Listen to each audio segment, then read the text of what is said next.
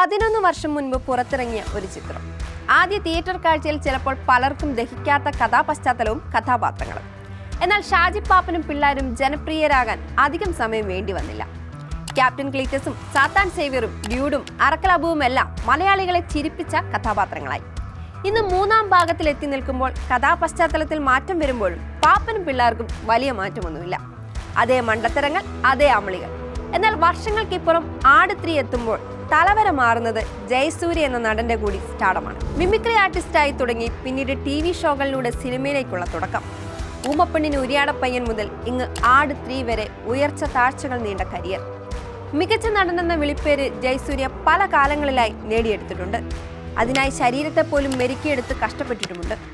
കോമഡിയിലൂടെയാണ് തുടങ്ങിയതെങ്കിലും പിന്നീട് ജയസൂര്യ നടത്തിയ കളം മാറ്റി ചവിട്ടൽ മലയാള സിനിമാ പ്രേമികൾ എക്കാലവും ഓർത്തിരിക്കും. സ്വപ്നക്കൂടിലെ അഷ്ടമൂർത്തിയും, പുലിവാൽ കല്യാണത്തിലെ ഹരികൃഷ്ണനും, ചതിക്കാത്ത ചന്തുവിലെ ചന്തുവും, ക്ലാസ്മേറ്റ്സിലെ സതീശൻ കഞ്ഞിക്കുഴിയും ആദ്യകാലങ്ങളിൽ ജയസൂര്യയെ ഓർമ്മിപ്പിക്കപ്പെടുന്ന കഥാപാത്രങ്ങളായി. ഇതിനിടെ ഹരീന്ദ്രൻ ഒരു നിഷ്കളങ്കൻ, അറബിക്കഥ, കങ്കാരു തുടങ്ങിയ സിനിമകളിൽ വില്ലനായും കയ്യടി നേടി. ഹോളിവുഡിൽ ക്രിസ്ത്യൻ ബെയിലും തമിഴിൽ ചിയാൻ വിക്രമും ബോളിവുഡിൽ അമീർ ഖാനുമെല്ലാം നടത്തുന്ന ട്രാൻസ്ഫോർമേഷനുകളെ നമ്മൾ എന്നും അത്ഭുതത്തോടെ നോക്കി നിന്നിട്ടുണ്ട്. എന്നാൽ ഇങ്ങ് മലയാളത്തിലും അത്തരമൊരു ഭീകര ട്രാൻസ്ഫോർമേഷൻ നടന്നിട്ടുണ്ട്. അത് മറ്റാരുമല്ല, നമ്മുടെ ജയസൂര്യയുടേതാണ്. മാധവ് രാംദാസിന് ഒരുക്കിയ അപ്പോത്തിക്കിരി എന്ന സിനിമയ്ക്കായി 12 കിലോയായിരുന്നു ജയസൂര്യ കുറച്ചെടുത്തത്. ഭക്ഷണത്തിൽ നിന്ന് ഉപ്പും ഷുഗറും വെള്ളവും പൂർണ്ണമായും കട്ട് ചെയ്തുകൊണ്ടായിരുന്നു ജയസൂര്യയുടെ ഈ മാറ്റം. അപ്പോത്തിക്കിരി കണ്ടവരാരും ജയസൂര്യയുടെ സുബിനെ മറക്കില്ല. കൊമേഴ്ഷ്യൽ വിജയങ്ങൾ വന്നു പോകുമ്പോഴും റിസ്കുകൾ എടുക്കാനുള്ള ധൈര്യം ജയസൂര്യ എന്നും കാണിച്ചിരുന്നു. കോക്ടെയിലിലെ വെങ്കടേഷും, ബ്യൂട്ടിഫുള്ളിലെ സ്റ്റീഫൻ ലൂയിസും, ട്രിവാൻഡ്രം ലോഡ്ജിലെ അബ്ദുവുമെല്ലാം ആ ധൈര്യത്തിന്റെ ഫലമാണ്. കഥാപാത്രങ്ങളിൽ മാത്രമല്ല, ലുക്കുകളിലും ജയസൂര്യ എന്നും പരീക്ഷണങ്ങൾ നടത്തിക്കൊണ്ടേയിരുന്നു. താടിയിലും മുടിയിലുമെല്ലാം മാറ്റങ്ങൾ വരുത്തി തന്നെ സ്റ്റൈലായി അവതരിപ്പിക്കാനും ജയസൂര്യ ശ്രമിച്ചിരുന്നു. സൂസു സുധി വാൽമീകത്തിലെ സുധിയും, വെള്ളത്തിലെ മുരളിയും, ക്യാപ്റ്റനിലെ സത്യനുമെല്ലാം ജയസൂര്യ അല്ലാതെ മറ്റാരും ഓപ്ഷനില്ലാത്ത തരം പ്രകടനങ്ങളാണ്. പലപ്പോഴും വിക്കുള്ള കഥാപാത്രങ്ങൾ തമാശ സൃഷ്ടികളായി മാത്രം മലയാളത്തിൽ ഒതുങ്ങിയിരുന്നെടുത്ത് അവരുടെ ബുദ്ധിമുട്ടുകളും വേദനകളും തിരിച്ചുവരവുമെല്ലാം ജയസൂര്യ ഭംഗിയാക്കി. മദ്യപിച്ച് ലക്കുകെട്ട് സർവ്വതും നശിച്ചു മുന്നോട്ട് പോയ വെള്ളം മുരളിയെ ആർക്കാണ് മറക്കാനാകുക? ഒരു മദ്യപാനിയുടെ ശരീരഭാഷയെ, അയാളുടെ മദ്യാസക്തിയെ ഇത്രത്തോളം സൂക്ഷ്മമായി ഒപ്പിയെടുക്കാൻ ജയസൂര്യയ്ക്ക് സാധിച്ചെങ്കിൽ അയാളിലെ അഭിനേതാവിന്റെ റേഞ്ച് എത്രയെന്ന് നമ്മൾ മനസ്സിലാക്കേണ്ടിയിരിക്കുന്നു. മികച്ച നടൻ എന്ന ലേബൽ വർഷങ്ങളായി കൂടെയുള്ളപ്പോഴും ബോക്സ് ഓഫീസിൽ വമ്പൻ കണക്കുകൾ കൊയ്യാൻ ജയസൂര്യ സിനിമകൾക്ക് സാധിച്ചിരുന്നില്ല. എന്നാൽ അവയെല്ലാം തിരുത്തി കുറിച്ചിരിക്കുകയാണ് ആട് 3. പുറത്തിറങ്ങി ആദ്യ വീക്കെൻഡിൽ തന്നെ ചിത്രം നേടിയത് 80 മുതൽ 85 കോടിയോളമാണ്. ഒരു ജയസൂര്യ ചിത്രം സാധാരണയായി നേടുന്നതിൽ നിന്ന് എത്രയോ മുകളിലാണ് ഈ കണക്കുകൾ.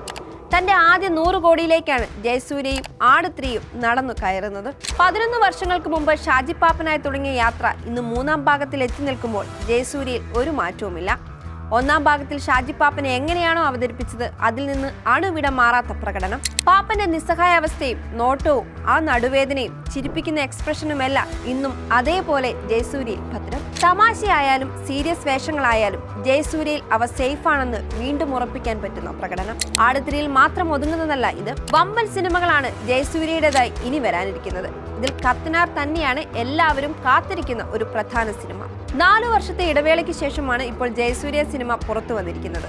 ഇതിനിടെ ഓഫീസർ ഓൺ ഡ്യൂട്ടി ഉൾപ്പെടെയുള്ള 11ഓളം സിനിമകളാണ് ജയസൂര്യ വേണ്ടെന്ന് വെച്ചത്. സൂപ്പർ ഹിറ്റായ ഹോം എന്ന ചിത്രത്തിന് ശേഷം റോജിൻ തോമസ് സംവിധാനം ചെയ്യുന്ന കത്തനാർ 75 കോടി രൂപ ബഡ്ജറ്റിലാണ് ഒരുങ്ങുന്നതെന്നാണ് റിപ്പോർട്ടുകൾ. കഴിഞ്ഞ ഒക്ടോബറിലാണ് സിനിമയുടെ ചിത്രീകരണം പൂർത്തിയായത്. മലയാളത്തിൽ തന്നെ ഏറ്റവും വലിയ ബഡ്ജറ്റിൽ ഒരുങ്ങുന്ന സിനിമകളിൽ ഒന്നാണ് കത്തനാർ. അനുഷ്ക ഷെട്ടിയും പ്രഭുദേവയുമാണ് ചിത്രത്തിലെ മറ്റു പ്രധാന താരങ്ങൾ. 17ഓളം ഭാഷകളിലാണ് ചിത്രം ഒരുങ്ങുന്നത്. ഇതുകൂടാതെ 2 വമ്പൻ പ്രൊജക്ടുകളും ജയസൂര്യയുടേതായി അനൗൺസ് ചെയ്തിട്ടുണ്ട്. ഗുഡ്വിൽ എന്റർടൈൻമെന്റ്സ് രതീഷ് വേഗയെ സംവിധായകനാക്കി ഒരുക്കുന്ന ഓപ്പറേഷൻ ത്രാലാണ് കത്തനാറിന് ശേഷം പ്രതീക്ഷയുണർത്തുന്ന ജയസൂര്യ ചിത്രം.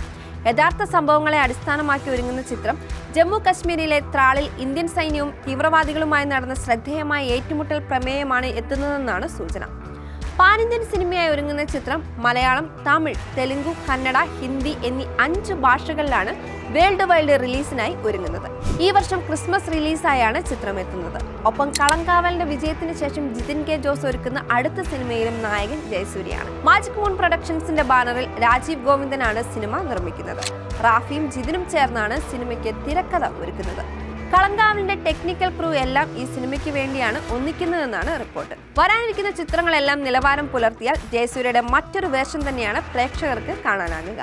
കോമഡി, വില്ലൻ വേഷങ്ങൾ, സഹകഥാപാത്രങ്ങൾ, നായക വേഷങ്ങൾ, വ്യത്യസ്തമായ കഥാപാത്രങ്ങൾ തുടങ്ങിയ വിവിധ ഘട്ടങ്ങൾക്ക് ശേഷം ജയസൂര്യ അടുത്ത നാഴികക്കല്ലിനോട് അടുക്കുകയാണെന്ന് തന്നെ പറയാം. മികച്ച പ്രകടനത്തോടൊപ്പം ബോക്സ് ഓഫീസിലും തരംഗമാകുന്ന സ്റ്റാറായി ജയസൂര്യ തിയേറ്ററുകളെ അടക്കി ഭരിക്കുന്ന നാളുകളായിരിക്കും ഇനി വരിക.